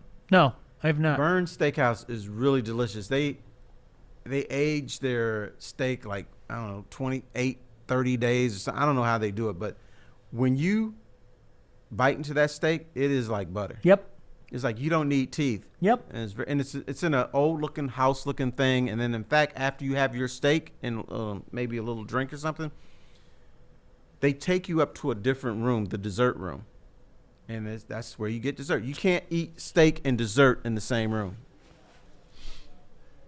Isn't that beautiful? It's against their religion. Dave goes, "I love you, Sean." No, Dave, I love you, because that is the best steak I've ever had. I'm serious. So I want some. Well, we're gonna have a meat butter day with Terry. We'll make the deal. We'll have Terry come over. We'll get some ribs.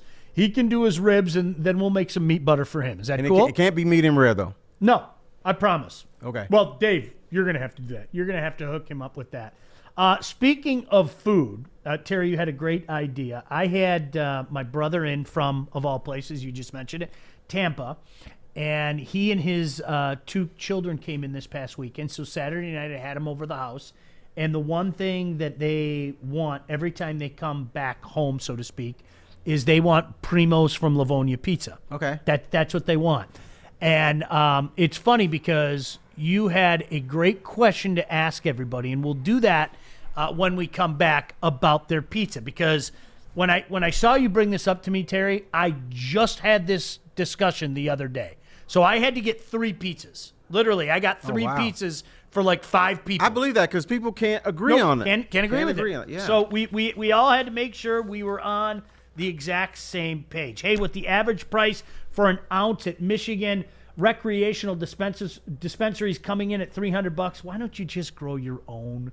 With just one light, you can pull down up to 36 ounces each harvest. Now, do that math and then go see our guys at Grow Green. They have everything you need to start growing today and the knowledge to make sure that you crush it. Mention Woodward Sports, get yourself a free t-shirt. National Pizza Day was just had. Terry's got a question for you when we come back. So glad you could join us on this snowy Monday. It's Woodward Sports. Hey, it's Joey from Woodward Sports, and I am here in downtown Fenton at Bridge Street Exchange. This place has so many amazing things for guys. And ladies, this is the hidden spot that you got to come check out. I'm talking Thorogood boots, best boots ever. They have barware. They got the Stormy Cromer hats. They got Carhartt hats, a huge Carhartt selection. They even got Snoop Dogg underwear. So go check them out, bridgestreetexchange.com, and use the code word WSN for 15% off. Terry's absolutely right. So there's a delay, right, when we're watching the stream in front of us, and Terry goes, so I'm watching it. It looks like you've got a mini Stanley Cup on your head. My gosh, Terry, you're right. Like I'm looking at it. Look at it does. Maybe it's missing one of the rings, right? Maybe it's missing one of the rings, but or maybe 2 rings. Yeah, a couple rings. Maybe they got dented at a Red Wings Stanley Cup party and they had to bring it back to the NHL. It's amazing how many people didn't know that story. It was kind of funny. Like afterwards, people were like, "Did that really happen?" I was like, "Ask McCarty." And it's funny because Darren didn't even know the full story about it. Darren was like, "Really? We had to go get it fixed?" Yes, you had to go get it fixed. Yeah, it's amazing. You asked a question. Last week it was National Pizza Day. I mean, who doesn't love pizza, right? And everybody's got their go-to. Gun to the head, what's your favorite pizza? It's a tough question for anybody to ask, but you asked a very important question. What if we're ordering pizza, what must you have on your pizza? Because the wife and I, we ordered a pizza on National Pizza Day, and we agreed on all the ingredients. We went with pepperoni, mushroom, green peppers, red onions, not the white onions, but the red onions, and that was it. But now I'm getting into the banana peppers. I love banana peppers. They're kind of tart, and I don't know what that flavor is, but I've been putting that on my pizza. That's a good flavor. Yeah. Hey, so pepperoni, mushroom, green pepper, and red onion. Red onion. That's a good pie. Yeah. That's a good pie. And sometimes I put on green peppers, but people don't like green peppers as much. I'm going to say the A word that I literally think one other human being likes. I like anchovy. I never get it because nobody else likes it. But I do. Anchovy in a pizza is unbelievable. I'm not, no joke. It's I'll unbelievable. tell you what's good. Speaking of seafood, sometimes I get pizza with clams on it. That is delicious. Pizzeria Biga, they have a pizza. It has obviously the cheese on it and the sauce, but it has a little bit of bacon, and it has whole clams on it. It's delicious.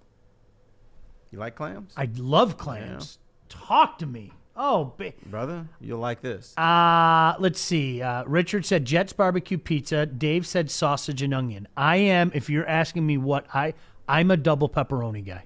I love double pepperoni. You love your meat. Yeah, I double pepperoni. That's when we got pizzas the other night. One pizza was double pepperoni. One pizza was pepperoni and mushroom. And then another one, we got a just cheese pizza, which I think is an absolute waste of time. It is. I don't know how anybody could get a just cheese pizza. My kids used to do that. I used to yell at them. What? How do you order a cheese pizza? But they do that in New York. I don't get it. You got to put something on there. But if you're making an ultimate pizza, I think Terry has a great question. You're making an ultimate pizza. What do you put on your pizza? The ultimate pizza. Now, I've had some of those, like there comes a time, even for a guy like me who is absolutely a carnivore, if you're trying to put too much meat on the pizza, it's taking away from the pizza.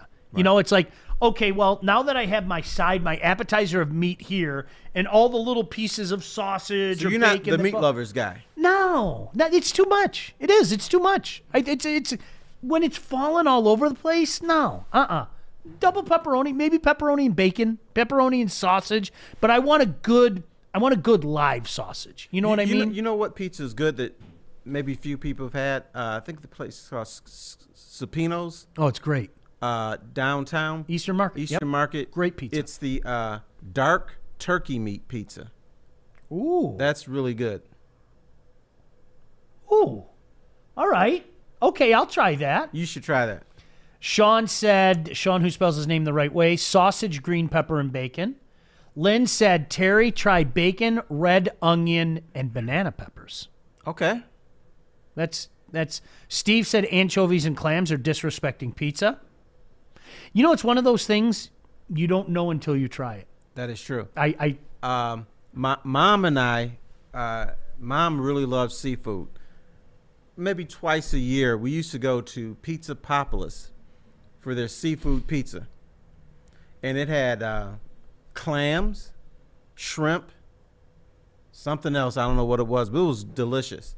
Now, it didn't have the bite of the pepperoni, but it was good. And I'm not saying it was better for you because there's still a bunch of cheese and crusts you have to deal with, but it was a nice change of pace. If you put some Cajun shrimp on there for me, I think that would be unique because I love shrimp, but you know when you give me a good Cajun shrimp, that little kick of Cajun on there with a pie, ooh. I'm sure I'm ashamed to admit, but I'm not a spicy guy. Not at all? I'm a worm boy. I just melt. I go, oh. Yeah, I just can't. Like, I can't eat wings with medium sauce. It's got to be mild or honey barbecue or sweet barbecue. Medium, I can't take it. You like spicy garlic? Is that too intense for you? That's too much for me. When I was younger, the guys with the smoke show make fun of me. When I was younger, I was one of those guys. I wanted to try the hottest wings, and we'd laugh at people. Try our suicide wings, and we'd sit there, me man, I eat. At some point in time, I think you're just being an ass. Like, there has to be, if you want to punch me, but there has to be flavor. You know what? And I think more often than not, some of these sauces just don't have flavor. You're just trying to be an ass and burn somebody's mouth. And to me, you got to find that happy medium. You know who you're punishing? Who? You're punishing your lips and your tongue. Yep. Absolutely. Absolutely. That's what it comes down to. Somebody said spicy takes a toll on the stomach. Grammy Whammy said double cheese. Garrett said triple cheese. Oh, my God. Steve said too much meat on your pizza usually means too much grease. I'm good with pepperoni and green peppers. Maybe a little bacon on it, too. That's why I don't like the meat pizza. Everybody's like, wait, you? No, there's a point where sometimes it's too much. Pepperoni. What are you talking about? When you put the pepperoni, the bacon, the sausage, and like the ground beef on there, and that's what like the meat pizza is, that's that meat overload. The pepperoni's just right. The double pepperoni. Oh, because it's skinny. It's just a little, and sometimes it turns into a bowl with that little cup of grease in it. That's good. I do shots of grease, right? It's a little shots of grease for everybody. You know what you might want to try? I've only seen it at Jets, but they have the bacon ranch chicken pizza. I tried that, and it was delicious. They don't put the red sauce on it. It's ranch. No kidding. Yes. I love it. Have you guys ever had it? Bacon ranch chicken? Chicken. Right. And it's Jets. It's Jets. All right. Get it? I have a feeling I know what's for dinner tonight, T. You know what? I might make a little run to Novi Road and might visit my local Jets. Pepperoni, authentic Italian sausage, red onion, fresh mushrooms, and jalapenos. Now, I would like that. You would be out, right? Just because of the jalapenos. Just because of jalapenos? I could put one on a slice maybe, but other than that, I'm just a worm boy when it comes to spice. See, I'm with Kevin. This goes back. I want a real sausage. Sometimes, you go to some places. I'm not going to name any names. Little Caesars. That's not Italian sausage. No, it's not. It's mystery meat. I don't know. seriously, was that something you found in the alley and you decided, all right, we're going to put this on the pizza today? I want like the authentic Italian sausage that looks like, Terry, we had a barbecue and we cut our sausages in half and then we cut them in thirds and just kind of sprinkled it. That's the sausage I want. If you're going to give me sausage, I want it to be authentic sausage. And that's all I'm going to give you. Authentic. Authentic or go home. Just don't do it. Sean said you got to build your tolerance. I used to be like Terry, but now I'm just above jalapenos or shy of habanero. Habanero's awful. It's just honest. It's 5 minutes of misery to me. And how do y'all do the ghost peppers? That's what I had this weekend. Turn on your mic. Turn on your mic. Yeah, my mic's on. You just can't hear me because I can't of the glass. hear you? Okay, yeah. Yeah, I had ghost pepper wings this weekend for the first time accidentally. It was terrible. No. Thanks, Mike Broadwell. That's not, no, to me, that's not, where did you go to get them? I was at Broadwell's watching the fights. Okay. And I thought they were buffalo wings, and they weren't. And it was terrible. Why would you do that? What? It was an accident. You know what I can't stand? The dude that's just going to down a bunch of ghost pepper wings and say, I'm a man. I'm going to do another one. And they eat like 5 or 6 of them. You know they got to go to the bathroom and go, oh, my God, what did I do? Absolutely. That's what it comes down to. Yeah, I mean, see, Terry, and it was funny because you and I, this is conversations that you have. You and I were talking about this before we went on the show. I was like, did you do anything? You were like, yeah, I did some wings a few days ago. I want to eat the wings. I want to enjoy the wings. There's nothing enjoyable when you're putting atomic ass on your wings. Right. There's nothing enjoyable about that. It's crazy. But some people can taste it. Not me. All I feel is pain. It's pain in my mouth. Yeah, I'll take a pass. No. So Broadwell really made you ghost wings? So what had happened was that there was buffalo wings. There was buffalo wings in the mixture, and I was like, man, I'm getting kind of hungry. He's like, I got some buffalo sauce and wings. I was like, awesome. I love buffalo. So he brings me the wings, and I took one and ate another one. And then the third one, I bit into it, and I was like, oh, that's kind of hot. But I kind of kept going because I'm an idiot. I ate the wing, and I was in misery for 40 minutes. My mouth is on fire. I'm like Terry. I can't do hot sauce. I don't care what anybody says to you. When you do that, you don't get it back. No. Have some milk. No. You're screwed for the next couple hours. That's just the way it is. It's going to be miserable. But there's some dudes, I got to be a man. I'm going to eat the ghost pepper wings. I'm going to tell my woman off. I'm going to do whatever I feel like doing. Because you know why? I'm a man. I'm a man, and none of y'all can do anything about it. And if you say something to me, I'll cuss you out and then kick your ass. Because I'm a man. Because I'm a man. There's some dudes that are like that. I'm going to drive my car like I'm crazy because I'm a man. I'm a man. I got 4-wheel drive. I'm going to knock you off the road. I don't care. See that blue beast out there? I'm going to blow by you in about 20 minutes from now. Just know that. If you're driving down Woodward and you see some jackass in a blue F-150, right here. I'm going to let you lead first. I'll lead the way for you. I'll be your lead blocker. How's that? That's fine because I don't do the I'm a man thing. But that's what we do. That's what fellas do. I got to go to the Mexican restaurant and order the hottest thing on the menu. Why? Because I'm a man. All right? I got to go into the bar, and even though I'm 80 years old, I'm going to walk up to some 20-year-old thinking I can pick her up and take her home. Why? Because I'm a man. I'm a man. Right. There's nothing funnier than when you morph into that creepy age and you don't realize it because, now for me, being a freshly turned 50-year-old, I still had some friends who were either single or went through a divorce, and watching them try to go to the bars the last few years, Terry, I'm not joking. I was like, somebody has to tell you guys this. You guys are creepy. What are you talking about? I look great. No, dude, you're a fucking creep. That is true. You got to cut this out, man. Like if something happens where I'm single again and I have to go into the bar, I'm not talking to anybody unless she's got gray hair. At least a couple strands of gray hair. That's all I'm going to. If she's 25, looking fine, and she lets me talk to her. You know why? Because she wants my money, which I don't have. But she thinks I got money, so yeah, I can roll this old guy because he's got to have money.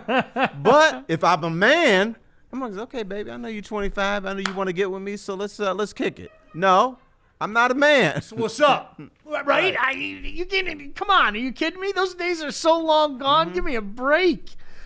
Terry, you asked the question, though. If we are ordering a Little Caesars, one topping pizza, what is the topping? Pepperoni. Pepperoni, right? Yeah, it's pretty simple. Is everybody happy with pepperoni, right? It was funny. Somebody said they worked at a pizzeria growing up, and pepperoni mushroom was the number one pizza. I worked at a Little Caesars for years, 5 in Levan and Livonia, and their big deal at the time was So you know how to do this? No. Heck no. No, you know what? Listen, no, you know what they do? They I don't know if they still do it the same. You got to remember this is 30 years ago. I think the machine is you could put the piece of dough in the machine, right? And so there was like the square machine and the round machine. So I put the piece of dough in the machine, and then you put the cornmeal down. And what you learned is if you just stretch the edges, then you can make the pizza fit. Does that make sense? Yes. But the guys that can do that, heck no. But pepperoni, the big deal back then was 2 large pizzas. This is when they were pizza. 2 large pizzas for $12.05. I'll remember those numbers until the day I die. Honestly, pepperoni and mushroom. That was by far the biggest seller. It wasn't even close. Pepperoni and mushroom. For whatever reason, it was pepperoni and mushroom. Now, if it was one topping, it was pepperoni all day. But it's funny that somebody mentioned that because it was. We would pre-make pizzas. We were so busy on Friday. We would pre-make about 20 pizzas and just kind of put them in the cooler, knowing full well that they were going to be on the conveyor within 15 minutes. Okay. So before the rush started, it was always a little bit before 5. We'd have a few extras made because the pepperoni and mushroom pizzas were going to go. I totally believe that. Now, when I was a youngster up at Central Michigan University, we used to have a thing called trash cans in the dorm. So the way the trash can worked is you would put a trash can with a garbage bag outside your room and put pop or ice cream or something in it, and then people would pour booze into the trash can. So we would drink and get all sloshed up and, have sex with the girls.